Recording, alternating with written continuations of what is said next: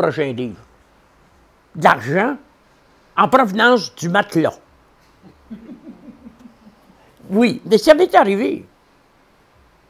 Un abatteur d'arbres, surnommé le tueur d'arbres, est arrivé ici avec une valise d'argent. Qu'est-ce que vous pensez que j'ai fait? Je me suis envoyé en l'air à Abu Dhabi ou à Caracas. Ben, pas du tout. J'ai couru chez l'imprimeur, puis je dis « Imprime! » C'est parce que l'idée de faire fructifier cet argent me semble absurde. Puisqu'il en arrive tout le temps. Par les rayons ou les canaux conducteurs de prospérité. Ça vient de partout.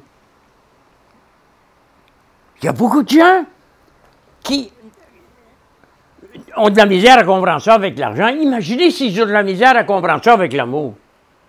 Comment peut-on ne pas être aimé par une foule de gens? À moins qu'on soit vraiment repoussant par ces vibrations. Parce que moi, je connais des femmes qui aiment des hommes laids. Ah ben oui. Et je connais des hommes qui aiment des femmes laides. Moi, j'ai un ami qui est un spécialiste des femmes laides.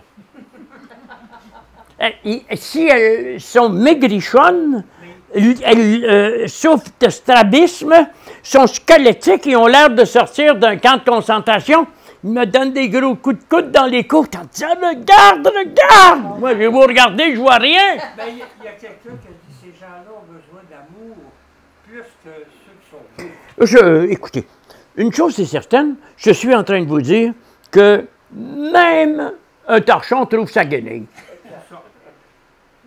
Oh, bien sûr, mes amis, il y a des limites à tout, là. Moi, je me rappelle que je connaissais un homme laid. Il est tombé amoureux d'une femme laide. Mais ils n'étaient pas laids à peu près. Ils étaient monstrueusement laids. Ils se sont dit, on va essayer. Ils sont allés dans un motel. Et dès qu'ils se sont déshabillés et qu'ils se sont vus nus, mutuellement, ils ont crié d'horreur. La femme a claqué la porte et s'est sauvée tout nu en apportant ses vêtements en plein hiver. Il lui a sauté par la fenêtre. Il m'a confié, je n'ai jamais vu quelqu'un d'aussi laid. Ben, je dis, elle non plus, d'après ce que je constate. Non, c'est un cas extrême. Un cas réel, là, authentique, certifié, là. Et les deux m'ont compté leur déboire en disant, je ne pensais pas que c'était possible. J'ai dit oui. J'ai dit oui. Il n'y a pas que toi, il y en a d'autres. Mais, en général... S'ils avaient vécu de l'être, ça aurait été secondaire. Sans doute. Mais comme il n'y a qu'une personne sur 18 millions, d'après Mahananda Moy, qui est capable de vivre de son être, ça devient un grave problème qui confine à la crise mondiale.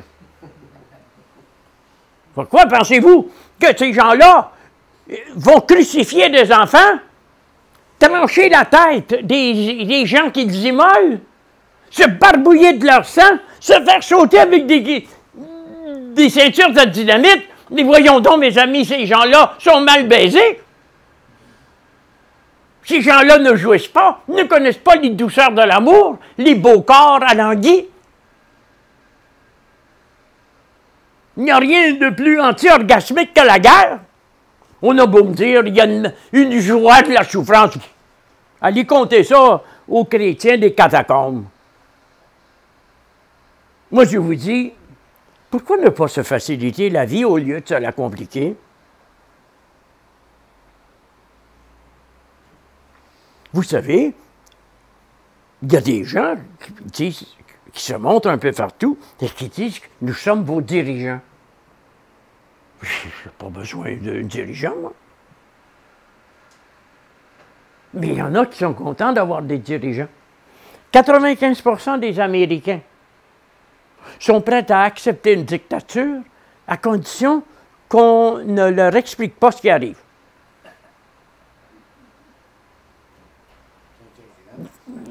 Moi, je ne vis pas comme ça.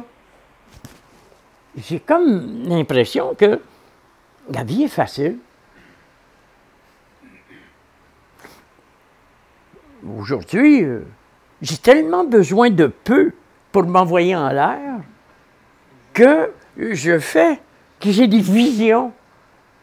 Rien qu'à être sur mon balcon, qui est presque rose, parce que cette année, je n'étais pas capable de le peindre, et la peinture écaillée me tombe sur la tête.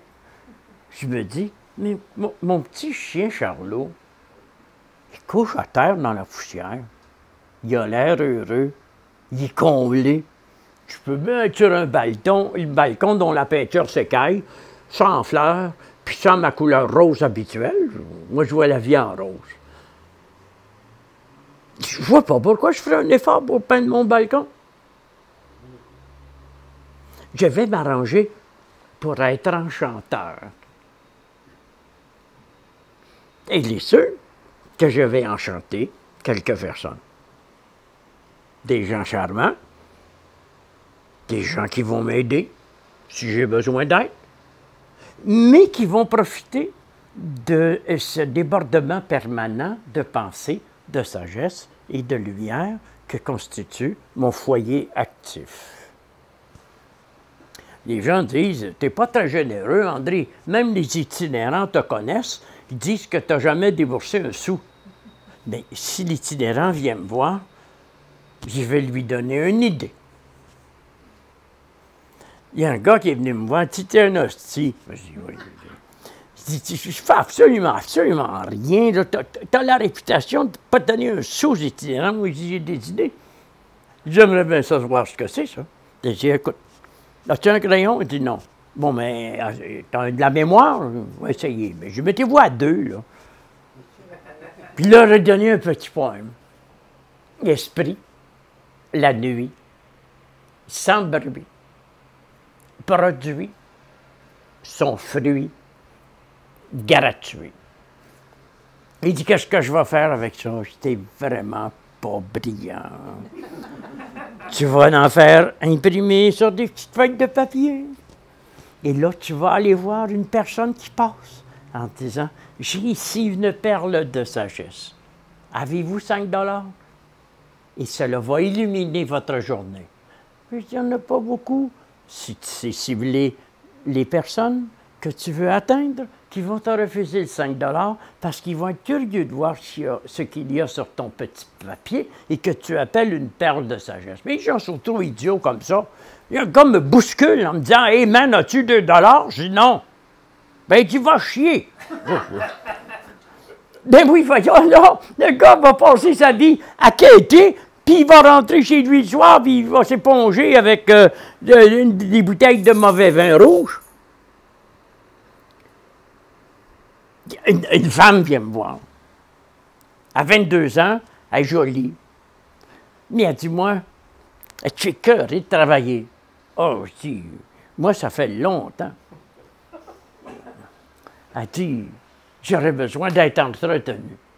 Oh, je dis, c'est très simple. Demain, tu le seras. Elle dit, comment ça? Je dis, tu vas aller au coin de... mais non. Dans le Green, Sherbrooke, à Westmount. Et tu vas te tenir là, le matin vers 11 h. C'est là que passent les gens qui vont travailler dans les tours et qui sont des PDG. Et tu vas faire du pouce. Mais seulement quand tu vas voir passer une Rolls-Royce. Il n'y en a pas beaucoup des Rolls-Royce. Non. Mais il n'y en a pas beaucoup de filles comme elle. Crois-moi. D'une Rolls-Royce qui arrive. Bingo. Elle est encore avec lui. À quel prix? Eh bien, elle voulait être entretenue. À quel prix? Mais non, mais je me suis arrangé pour lui montrer que ce que l'on veut, et qui nous apparaît comme le souverain bien, et facile d'accès. En une journée, il s'est casé pour la vie. Avec un multimilliardaire. Oh oui! Elle s'est retrouvée entretenue entre tout nu. Alors, quand vous regardez ça, il n'y a rien que vous ne puissiez faire pour être heureux. Puis ça, c'est rien du tout. Parce que vous pouvez être comblé par votre propre divinité. Bien, il y en a qui ont besoin de passer par des beaux corps, ou par une serviette d'argent, ou par une grosse maison avec des colonnes grecques. Il y en a qui ont besoin d'avoir une piscine où ils ont le temps de se noyer 3 fois et tous les enfants du voisinage. Cette idée que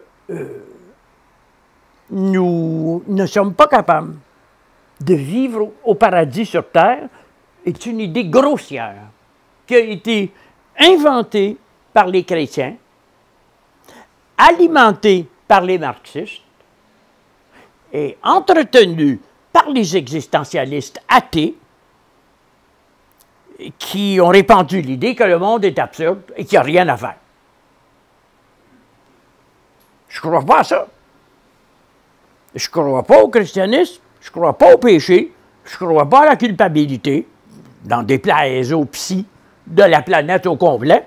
Je ne crois pas à la culpabilité. C'est une invention juive et chrétienne. Et le théologien de Reverman a été éjecté parce que, justement, lui non plus ne croyait pas qu'il... Ben oui, on me dit en ce moment, je transmets pour ceux qui n'ont pas entendu, qu'il y a un théologien qui a été éjecté de l'Église parce qu'il ne croyait pas à la culpabilité.